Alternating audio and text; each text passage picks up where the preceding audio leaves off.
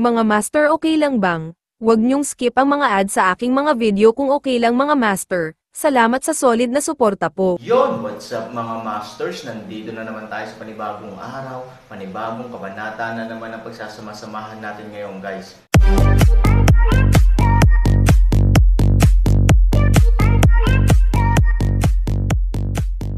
Bali mga masters, kung bago ka pa lang po sa aking YouTube channel, please click the subscribe button, lalong-lalo na po yung notification bell, guys, para maging connected pa rin tayo sa isa't isa at maging updated kayo sa mga susunod ko pang video.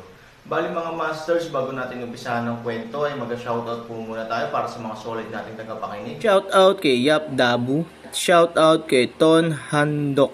Yun na nga mga masters, no? Bali hindi na ito patagalin. In 3, 2, 1, let's go! Ang katawan ni Han Sanchen ay nagpakita ng isang nakakatakot na pulang kulay ng dugo, ngunit tiyak na hindi ito ang kulay na tinina ng dugo, ngunit isang kulay na nagmumula sa dugo mismo. Sa madaling salita, ang Han Sanchen ay parang humanoid na gawa sa plasma. Sa dagat ng dugo, halos hindi nakikita ang kanyang mga mukha, at ang kanyang mga paa ay tila nakakabit sa kanyang katawan, gayunpaman, ang kanyang katawan ay nagsimulang maging medyo transparent. Kung may tumitingin mula sa ilalim niya, sa ilalim ng patnubay ng liwanag na pinagmumulan, makikita mo pa ang kanyang katawan hanggang sa dagat. Tawag. Biglang, lahat ng dugo at tubig sa paligid niya ay biglang natipon patungo sa katawan ni Han Sanchen, na parang si Han Sanchen ay parang isang napakalaking higop na bibig, at lahat ng dugo at tubig sa paligid niya ay nag-ipon ng baliw patungo sa kanyang katawan. Ngunit sa katunayan, si Han Sanchen mismo ay alam na hindi niya ito ginawa, at sa katunayan ay wala siyang kakayahang gawin ito. Ang dugo sa dagat ng dugo ay kusang dumidiin patungo sa Han Sanchen. Dahil sa nakatutuwang pagtitipon ng buong dagat ng dugo, nagsimulang bumaba ang mga antas ng tubig sa paligid, ang bilis na ito ay napakabilis na halos kitang-kita sa mata. Kung ito ay isang maliit na bukal o isang maliit na lawa, syempre walang problema. Ngunit ito ay isang malaking dagat na halos walang abot tanaw. Kung ito ay bumabagsak sa napakabilis na bilis, nangangahulugan ito na ang dami ng tubig na nawawala sa oras na ito, o ang dami ng dugo na unang nawala, ay napakalaki. Ngunit ang napakalaking dami ng dugo na ito ay hindi napunta sa ibang mga lugar, ngunit pinisil patungo sa Han Sanchen. Oo, hindi sumisipsip, ngunit pinipiga. Sa sandaling iyon, pakiramdam ni Han Sanchen ay malapit na siyang madurage, dahil sa matinding pressure ay hindi niya naramdaman ang sakit, at kailangan niyang magpaalam sa mundong ito sa isang iglap. Don't hold on or make any resistance. With your strength, no matter what, you can't resist this second wave of attacks. Hindi nagsalita si Han Sanchen, wala man lang siyang kakayahang magsalita at magagamit na lamang niya ang kanyang huling kamalayan para makinig sa sinasabi ng halimaw. Relax and rely on your body's instinct to deal with it. Sa madaling salita, ang iyong kamalayan ay dapat naganap na walang laman, ang lahat ng ito ay walang kinalaman sa iyo, ang kailangan mo lang gawin ay hayaan ang iyong katawan na lumaban dito. May sarili kang espesyal na bagay at katawan. Pagkarinig nito, halos walang rebuttal si Han Sanchen, ipinikit niya ang kanyang mga mata sa lugar at tuluyang nawalan ng malay. Siyempre, ito ay maaaring mga hulugan na si Han Sanchen ay kumikilos ng masama, tulad noong siya ay nakatagpo ng isang desperado na sitwasyon noon, ngunit maaari mo ring sabihin na ito ay si Han Sanchen na naglalabas ng kanyang likas na hilig sa katawan. Maraming bagay, habang patuloy kang lumalalim sa mas makapangyarihang mga lugar, makikita mo na wala kang kontrol. Maaari kang magtrabaho ng husto, maaari ka ring maging desperado, ngunit kung minsan, ang pag-asa sa mga ito lamang ay hindi sapat. Kailangan mo din ng sarili mong talent, syempre yung tinatawag na talent talaga yung napili. Dapat mong simulan upang pasiglahin ang iyong pisikal na potensyal sa naaangkop na oras at sundin ang iyong pisikal na potensyal upang maabot ang isang bagong antas. Bagaman ito ang tamad na pag-uugali ng mga surot, kung minsan, upang makamit ang layunin, kailangan mong gawin ang anumang kinakailangan. Habang hindi kailangan ng iyong katawan ang iyong conscious control, pag-isipan itong mabuti. May kislap pa rin ng kamalayan si Han Sanchen. Hindi niya akalain na ang halimaw na laging nagsasalita ng napakasakit ay talagang makikipag-chat sa kanya tungkol sa ilang kinakailangang insight sa unang pagkakataon sa sandaling ito. Ang mga ito ay talagang lubhang kapaki-pakinabang, at karaniwang mauunawaan ni Han Sanchen ang ibig niyang sabihin. Kailangan niyang manloko pa, maging isang bastard, at umasa sa kanyang katawan upang tulungan siyang umunlad sa ibang antas. Sa katunayan, kahit na siya ay palaging nag-aatubili na maging isang walang hiyang bastard, minsan kailangan niya ng ilang hindi kinaugalian na mga pamamaraan upang lumago. Gayunpaman, talagang nag-aalala si Han Sanchen matapos itong marinig. Dahil napaka-abnormal ng halimaw na ito, maaaring ibig sabihin nito ay lubhang mapanganib ang ikalawang pag-ataking kinakaharap niya ngayon. Napakadelikado na kahit siya ay hindi sigurado kung makakaligtas ba siya sa antas na ito, kaya binago ng lalaking ito ang kanyang karaniwang ugali at mamulong kay Han Sanchen. Maging ang matandang halimaw na ito ay nakaramdam ng napakadelikado, at alam na alam ni Han Sanchen na maaaring hindi niya sinasadyang ibunyag ang lahat dito. Ito ang hindi gaanong kumpiyansa na naramdaman ni Han Sanchen simula nang dumating siya sa mundong ito ng Bafang.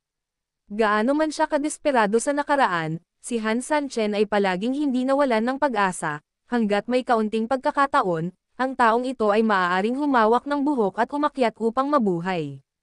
Pero this time, iba na talaga. Kapag ang matandang halimaw na ito ay nagsimulang mawalan ng tiwala, paano magkakaroon ng tiwala si Han Sanchen? Gayunpaman, gaano man siya kay tiwala, kahit na umabot na sa puntong ito, mabilis na inayos ni Han Sanchen ang kanyang kalooban. Alinman sa paraan, ito ay kamatayan, dahil pinili mo ang lugar na ito, natural na wala kang ibang pagsisisihan, hayaan mo lang at gawin mo, ang kalalabasan naman, ipaubaya na lang sa Diyos ang humusga. Boom! Sa isang malakas na ingay, ang katawan ni Han Sanchen, na ganap na nasa anyo ng isang plasma humanoid, ay ganap na sumabog at naging hindi mabilang na dugo, na ganap na sumanib sa dugo sa dagat ng dugo. Pagkatapos, biglang huminto ang malaking pag-urong ng ibabaw ng dagat. Makalipas ang mga ilang minuto, ang lahat ng naipon na dugo ay nagsimulang dumaloy pabalik, at ang antas ng dagat na sinipsip ng tuyo ng hindi bababa sa ilang metro ay nagsimulang mapunan, unti-unting bumalik sa orihinal nitong hitsura. Kung sino man ang makakakita ng sitwasyon sa dagat ng dugo sa oras na ito, tiyak na makikita nila na walang umiiral sa dagat ng dugo sa oras na ito. Tahimik na kasing dating dumating si Han Sanchen. Tawag. Hindi ko alam kung gaano katagal, ngunit biglang may mga bakas ng mga bula ng dugo na tumataas mula sa dagat ng dugo. Ang mga bula ng dugo na ito ay napakaliit na halos hindi nakikita ng mata. Ngunit sila ay umiiral, at sila ay tumataas sa napakabilis na bilis sa isang lugar kung saan ang relatibong lalim ng dagat ng dugo ay hindi ganoon kataas, kasabay nito, sa proseso ng pagtaas, ang kanilang mga katawan ay nagsisimula ring lumaki.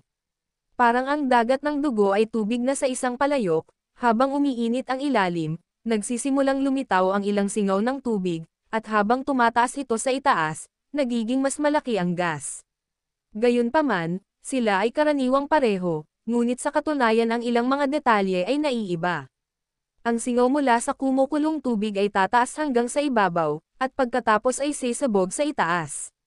Ngunit ang mga ito ay hindi, ganap silang huminto sa lalim na humigit kumulang 5 o 6 na metro mula sa ibabaw ng dagat ng dugo, huminto sila sa paggalaw at tumigil sa pagbangon, syempre, ang kanilang sukat ay tumigil din sa paglaki. Sa lalong madaling panahon, sa paglipas ng panahon, 10,000 mga paltos ang natipon. Nang makapal sa lokas yung iyon. Tawag. Ang ilalim ng dagat ay biglang gumalaw muli, at pagkatapos ay nagsimulang manginig ang tubig ng dugo, at maraming mga bula ang ganap na nadurog sa ilalim ng presyon ng paggalaw ng tubig na ito.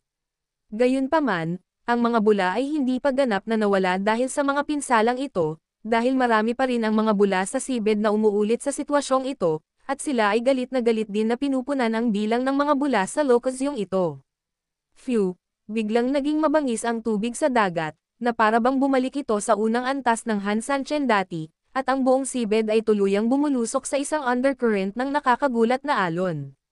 Ngunit ang bilis ng pagbuo ng mga bula ng dugo ay bumibilis din, na parang nakikipagkompetensya sila sa undercurrent sa dagat ng dugo. Nanganak ako ng 100 bula, at binigyan mo lang ako ng ilang galaw para maalis ang mga ito.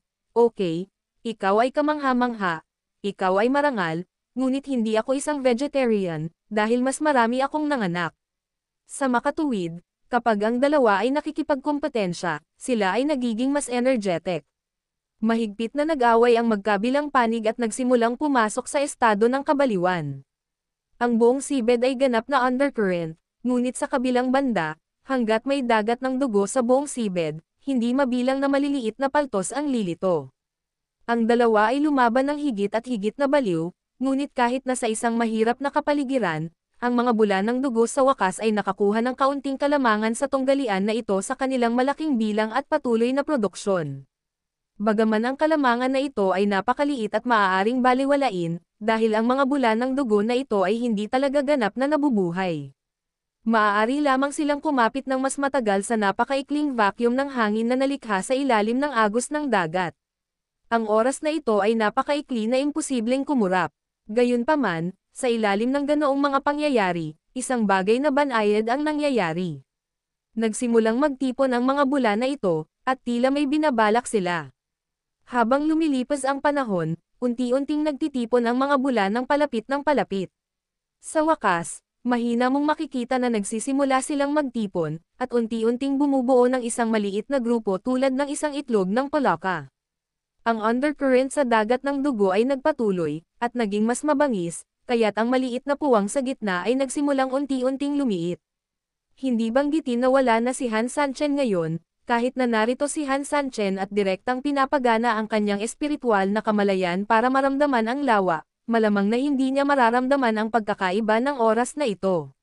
Ngunit ang bilis ng pagbuo ng mga bula ng dugo ay bumibilis din, mula sa malayo, tila hindi sila lumalaki, ngunit sila ay mga bubble tube na umiiral sa dagat ng dugo.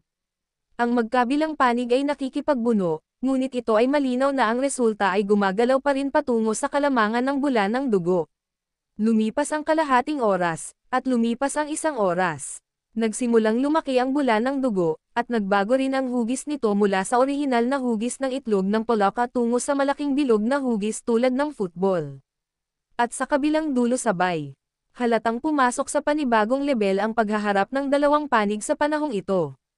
Pagkatapos mag-isip ng mahabang panahon, ngunit sa ilalim ng presyon ng paglalagay ng isang magandang pundasyon, ang puting sugo ay hindi kailanman makaisip ng isang mas mahusay na solusyon. Ilang beses, hindi niya maiwasang magpadala ng mga tropa para direktang umatake, hindi alintana kung nanalo siya ng maganda o hindi, gayunpaman, ang pinakamahalagang gawain niya sa ngayon ay ang hampasin muna ang mga langaw na ito hanggang mamatay. Sila ay talagang masyadong inis, at ito ay masyadong hindi komportable at pasibo para sa akin upang i-drag ang mga ito sa tulad nito. Hindi nang ahas magsalita ang nasasakupan, gusto rin niyang lumaban, pero alam niya na walang kabuluhan ang pakikipaglaban ng random. Nagkamali na siya dahil sa kakulaitan niya noon, pag nagkamali pa siya, bahala na ang parusang matatanggap niya, mapapahiya pa rin siya.